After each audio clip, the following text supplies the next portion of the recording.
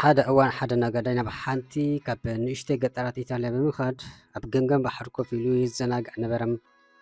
ኣብ ማዕድኡ ድማ ሓደ ተቐማጢ ናይታ ገጠር ዝኾነ ሰብኣይ ተዘንዩ ብንእሽተይ ጀልባ ኣሳ ይገፍፍ ነበረም። ብቐሊል ኣገባብ ድማ ብዙሓት ዓሳታት ይሕዝ ነበረም። ብኣሰራርሓ እቲ ገፈፋ ዓሳ ኣዝዩ ዝተመሰጠ ነጋዳይ ናብኡ ብምቕራብ ክንደዚ ዝኣክል ዓሳታት ክትገፍፍ ክንደይ ግዜ ይወስደልካ ኢሉ ሓተቱ። ብዙሕ ግዜ ኣይኮነን መለስ። ብኩነታት እቲ ገፋፊ ዓሳ ዝተገረመ ነጋዳይ ኣብ ሓፂር ግዜ ክንደዚ ዓሳታት ክትገፍፍ ካብ ከኣልካስ ስለምንታይ ተወሳኺ ብዙሓት ዓሳታት ዘይትገፍፍ? ብዙሕ ኣይልንን እዩ። ምክንያቱ እዚ ገፊዮ ዘለኹ ንዓይኒ ስድራይን እኹል ተረፉን ንጉራብተይ ክሕብ። ሕቶ ገና ዝቅፅል ዝነበረ ነጋዳይ እሞ ኣብ ሓፂር ግዜ ብዙሕ ዓሳታት ካብ ገፈፍካ ድኣ እቲ ዝተረፈ ሰዓታት ናይታ መዓልቲ ኣብ ምንታይ ተሕልፉ?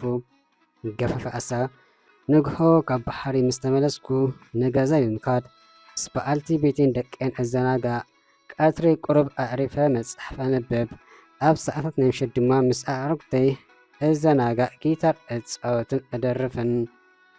ሕጅም ብኩነታት ህይወት ናይቲ ገፋፊ ዓሳ ኣዝዩ ዝተደነቐ ነጋዳይ ምክሪ ክሕብ ጀመረ። ኣነ ብንግዲ ማዕረግ ዶክተሬት ኣለኒ።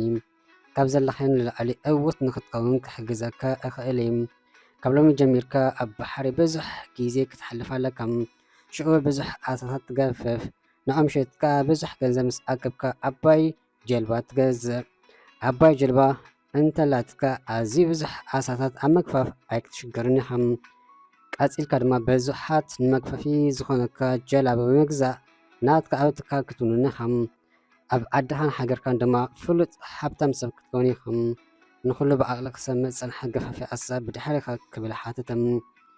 ነጋዳይ ሰሓቑ እናተቋፀረ ድሕሪ ድኣ ልክዕ ከም ናብራ ንጉስ ክትነብር ኢኻ። ናትካ ትካል ክትውንን ኢኻ። ኣዝኻ ሃብታም ሰብ ድማ ክትኮን ኢኻ። እቲ ገፋፊ ዓሳ ኣብ መወዳእታ ንስእ መልሲ እናሰላሰለ ድሕሪ ኢኻ ክብል ሓተቶም። ነጋዳይ ብድሕሪ ድኣ ጡረተኛ ኮንካ ንጉሆ ተሲእኻ እናተዘናግዕኻ ዓሳ ትገፍፍ። ካብኡ መፂኻ ምስ ደቅኻን ሰበይትኻን ትዘናጋዕ፣ ኣዕሪፍካ ድማ ምሸት ምስ ኣዕርክትኻ ትዘናግዕን ጊታር ትፃወትን። እዚ ደኣ መሐድስ ይገብሮ ዶ ኣይኮንኩን ዘለኹም? በዚ ዝነብሮ ዘለኹ ህይወቱን ሕጉስ እየ ዘለኹ በሉ። ሎሚ ብዘለና ብእንገብሮምን ነገራትን ሕጉሳትን እግባትን ክንከውን እቲ ዝበለፀ እዩ።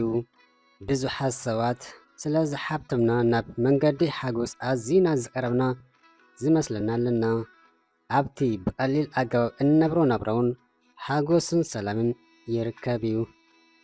ሎሚ እንዳነበርካ ንፅባሕ ሰብ ፅባሕ ክትብል ንሎሚ ኣይትክሰራ።